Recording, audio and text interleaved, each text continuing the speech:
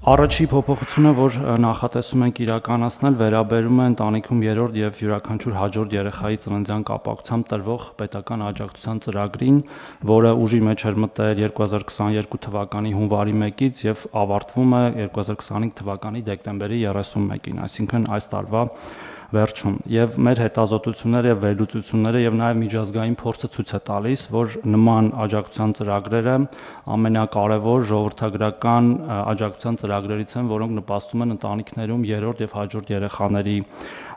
ծննդյանը եւ ըստ էության աջակցում են ընտանիքներին երկարատև ժամանակ, մեր դեպքում մինչեւ 6 տարեկան։